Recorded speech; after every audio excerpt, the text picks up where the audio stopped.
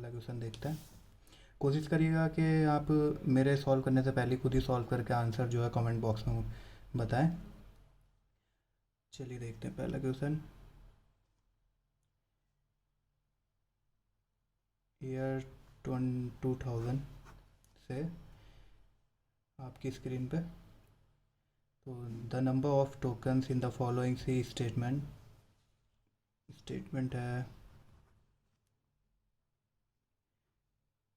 Print F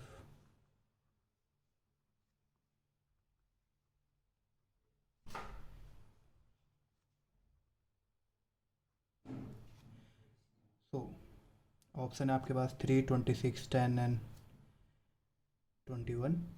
so चलिए count करते हैं। सो प्रिंट एफ आइडेंटिफायर है 1 ओपन ब्रैकेट 2 एंड ये एक स्ट्रिंग है 3, 4, 5, 6, 7, 8, 9 and 10. So correct answer is 10. देखते हैं, अब चलते हैं नेक्स्ट क्वेश्चन पे।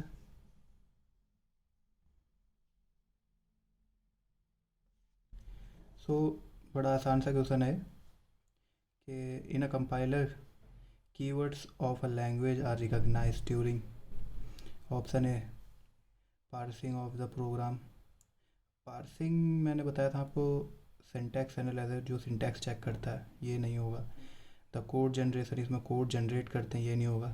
लास्ट वाला है डेटा फ्लो एनालिसिस, ये डेटा कैसे फ्लो हो रहा है, किधर फ्लो हो रहा है, वो हम करते हैं इसमें, ये भी नहीं होगा।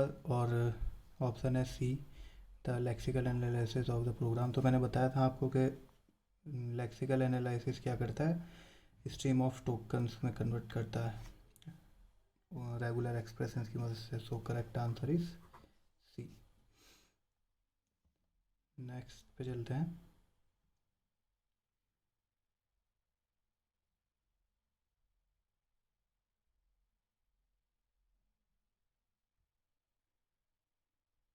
ओके, सो ये क्वेश्चन काफ़ी अच्छा है, 2018 का ये क्वेश्चन है। तो ये कह रहा है a lexical analyser uses the following pattern to recognise 3 tokens T1, T2 and T3।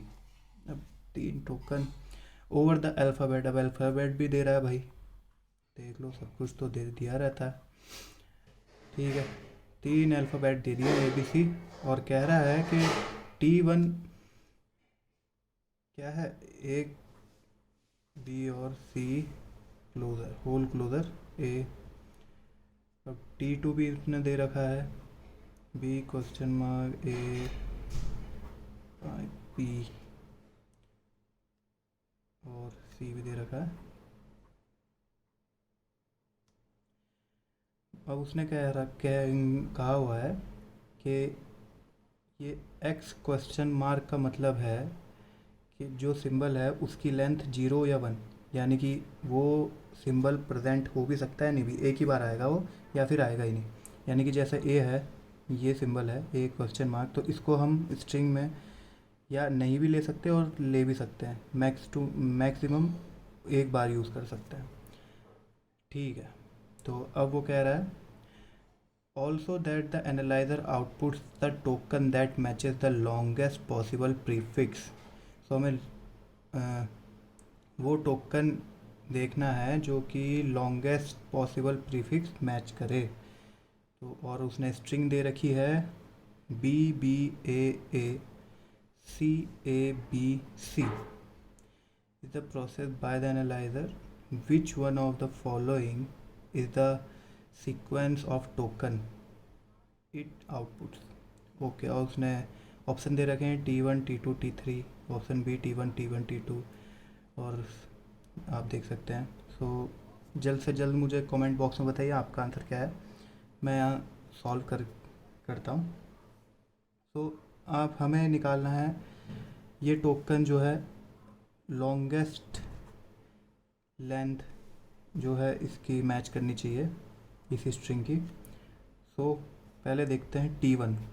So T1 में देख सकते हैं आप ए एंड में है, ए एंड में, और मैक्स टू मैक्स।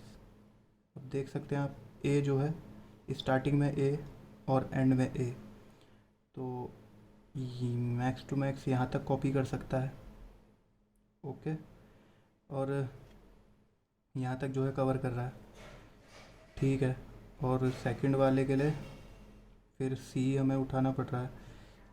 देखिए ए स्टार्टिंग में है, एंड में है, तो ए जो है यहाँ पे यूज़ हो सकता है, यहाँ पे यूज़ हो सकता है। फिर बी के लिए हमें ये यूज़ करना पड़ेगा T2। सो अगर इस बी को हम लें, ओके, ये स्टार्टिंग वाला बी एक बार आ सकता है, तो यहाँ T2। फिर यहाँ पे लेंगे हम, ये हो जाएगा हमारा T1, और ये सी, और सी स्टार्टिंग और एंड में सी है, तो ये T3।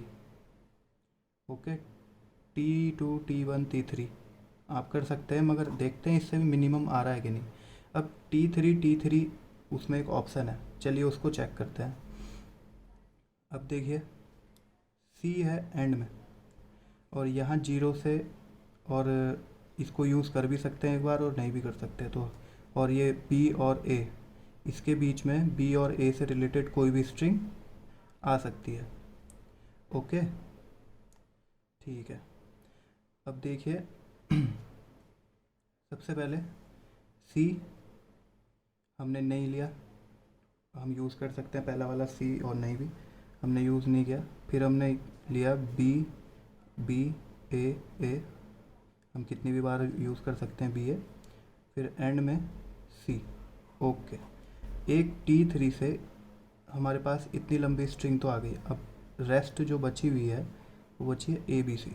अब हम दोबारा इसी सी को यूज़ करेंगे, हम पहला वाला सी नहीं लेंगे। यहाँ से हमें ए और बी मिल सकता है, यस, ए और बी मिल गया, और एंड में सी, यस। सो ये भी T3। सो आंसर हमारा है T3। आप कहेंगे हमने ये क्यों नहीं लिया, क्योंकि इसमें देख सकते हैं आप, हम मैच तो कर पा रहे हैं, मगर कितना, इसमें 2 लेंथ है, इसमें भी 2 लेंथ है, ओके, इसमें 4 लेंथ है, मगर यहाँ देखिए 5 लेंथ वाला हमें मिल गया है, लॉन्गेस्ट लेंथ मिली है यहाँ से टोकन की, इसलिए हम ये यूज़ कर रहे हैं। आप अब अगर यहाँ पे देखें तो आप कहेंगे कि यहाँ तक हम ए को ले लेते हैं और जो है हमारे पास 6 कैरेक्टर मैच हो जाएंगे, तो नहीं हो सकते हैं, क्योंकि आप देख सकते हैं ए स्टार्टिंग में ए नहीं है, चलिए ठीक है, बी है तो बी आ जाएगा, मगर यहाँ दोबारा ए आ रहा है, और हम यहाँ पे ए नहीं है, ए को हम एंड में सिर्फ एक बार यूज़ कर सकते हैं, तो T1 जो है इतना ही कवर कर पाएगा। समझ रहे हैं आप इसका मतलब, समझ रहे हैं आप, ये क्लोज़र है, बी और सी का कॉम्बिनेशंस आ सकते हैं इसमें, मगर ए के नहीं आएगा। तो इस बार T1 से जो है पहला इतना ही कवर होगा, फिर इसके बाद ए है और एंड में भी ए है, फिर T1 यूज़ होगा, T1 एंड में बी सी, सो ये सी, T3, दोबारा ये 3 टोकन्स आ रहे हैं, मगर लॉन्गेस्ट जो है लेंथ वो इसी वाले कॉम्बिनेशन से बन रही है, तो आंसर 3। अगर इसमें कुछ और कन्फ्यूज़न हो तो आप मुझे कमेंट बॉक्स में बता सकते हैं। नेक्स्ट क्वेश्चन देखिए आप स्क्रीन पर। In some programming language an identifier is permitted to be letter following by any number. वो कह रहा है कि कोई जैसे कि सी है, सी में भी ये है कि कोई भी लेटर होना चाहिए आगे, और फॉलोड बाय एनी डिजिट, कोई भी नंबर 0 to 9, कोई भी नंबर, ये जो है वैलिड होता है आइडेंटिफायर के रूप में। तो वही कह रहा है वो, permitted to be letter following by any number of letter और digit if L and D denoted the set of letter and digit respectively, which of the following expression defines an identifier? Okay, so ये भी एक regular expression, ये भी regular expression से था। अब देखिए, अब इसके ऑप्शन है, पहला ऑप्शन देख लेते हैं, L union D plus. Okay, so अब आप यहाँ पे देख सकते हैं कि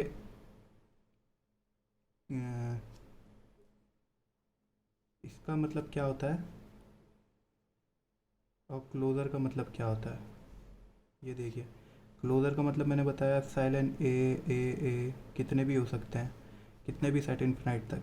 और इसका इसका जो है मिनिमम होता है कि ए ए ए ए A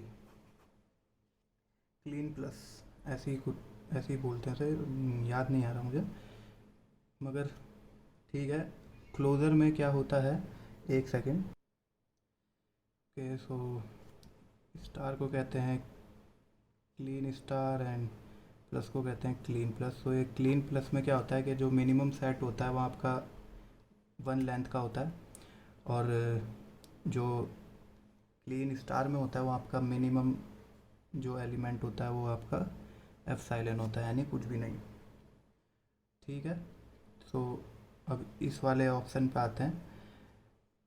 L means set of all letters and union D means set of all digit. So अगर हम इस इससे कोई आइडेंटिफायर जनरेट करें, तो लेटर से मैंने ले लिया ए और डिजिट से ले लिया 9, यस वैलिड है।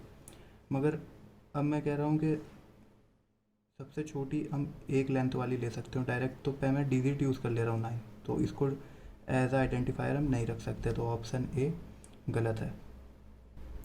ऑप्शन बी देखते हैं। ऑप्शन बी क्या है, starting L bracket L union D closure. So अब स्टार्टिंग में एक एल है, तो कोई भी एक बार एक अल्फ़ाबेट हम ले सकते हैं। सपोज हम ले लेते हैं जेड, और यहाँ से अल्फ़ाबेट, और यहाँ से हम कुछ भी नहीं ले सकते, जेड सबसे छोटा, ये आइडेंटिफायर भी बन सकता है। उसके बाद अगर मैं लेटर यूज़ करूँ ए, ये भी बन सकता है। यस अगर हम कुछ डिजिट ले रहे हैं तो जेड के बाद जो है 8। ओके, मतलब सबसे स्टार्टिंग में लेटर मिल रहा है हमें, और उसके बाद जो है डिजिट्स मिल रहे हैं, तो यस ये वैलिड है। नेक्स्ट है L D Kleene closure. Okay, so अब ये क्या कह रहा है, जब भी हम जो है कोई आइडेंटिफायर लेंगे, एक डिजिट, एक लेटर और एक डिजिट, उसके पीछे डिजिट हो गई होगा। जैसे कि अगर हम ए ले रहे हैं तो उसके पीछे कोई डिजिट रखना ही पड़ेगा 9। ओके, ये वैलिड है। मगर सबसे छोटा हम वेरिएबल जो है ए भी ले सकते हैं, मगर इस वाली लैंग्वेज से, इस वाले एक्सप्रेशन से जो है हम ए जनरेट नहीं कर पाएंगे, तो दैट्स वाई ये ऑप्शन भी फॉल्स हो जाता है। अब नेक्स्ट है L L D closure. Okay, तो इसमें भी यही है, सबसे स्मॉलेस्ट जो हमारे पास वेरिएबल आइडेंटिफायर होगा, हम जो है लेटर रख सकते हैं, उसका नाम यस ऑफ कोर्स। ओके, हम कोई डिजिट रख सकते हैं, एक और लेटर और डिजिट रख सकते हैं उसके पीछे, यस रख सकते हैं। मगर क्या हो जब हमें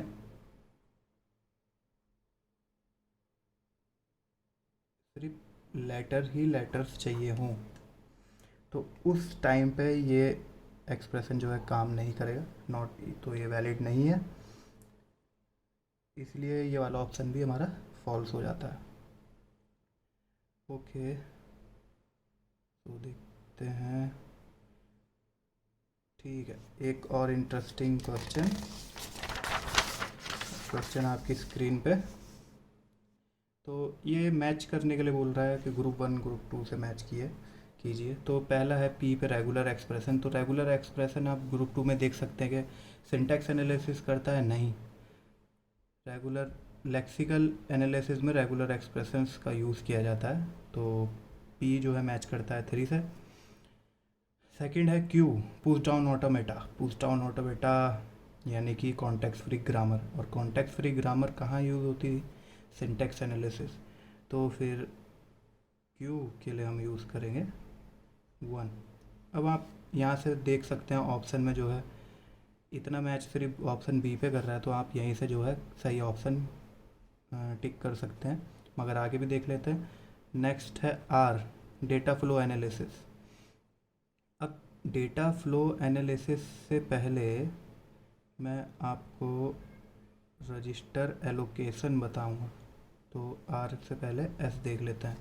तो रजिस्टर एलोकेशन जो है करते हैं हम किस पे, कोड जनरेशन पे। जब कोड जनरेट कर रहे हैं तो वहाँ पे रजिस्टर एलोकेट करेंगे अपने वेरिएबल वगैरह को, ठीक है। तो इसलिए एस के लिए 2 कोड जनरेशन। अब जब कोड जनरेट हो गया तो कोड ऑप्टिमाइज़ करेंगे।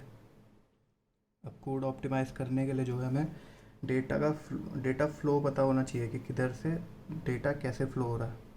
तो इसलिए डेटा फ्लो एनालिसिस जो है आता है हमारा कोड ऑप्टिमाइजेशन में। आप ये सब आगे पढ़ेंगे, डोंट वरी, ओके। अब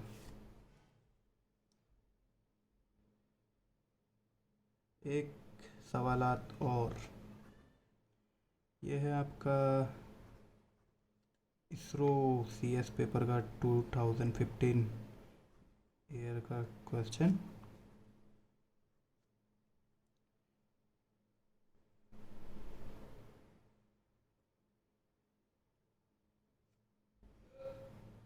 ऑप्शन है आपके पास 13, 6, 10, 9, ठीक है। आप कमेंट बॉक्स में बताइए मुझे, मैं यहाँ पे सॉल्व करता हूँ। तो प्रिंट ऐप जैसा कि पता है आपको, एक टोकन है, ये भी एक टोकन है, ये पूरा एक स्ट्रिंग है तो ये भी एक टोकन है, कॉमा ये भी एक टोकन है, वेरिएबल ये भी एक टोकन है, ड्रेस ये भी एक टोकन है, ये भी एक टोकन है, ये भी टोकन है, सेमीकोलन ये भी टोकन है।